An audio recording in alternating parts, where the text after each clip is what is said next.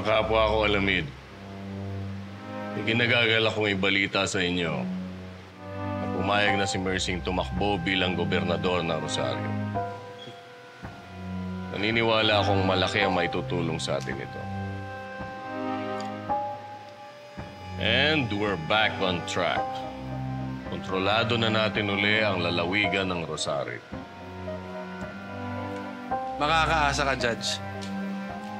Tutulong kami sa kampanya ni Mercy. Maraming salamat, Manong. But in the meantime, kinakailangan palakasin pa natin ng gusto ang puwersa natin. Yung mga bakanting upuan na yan, kinakailangan mapunuan natin sa lalong madaling panahon.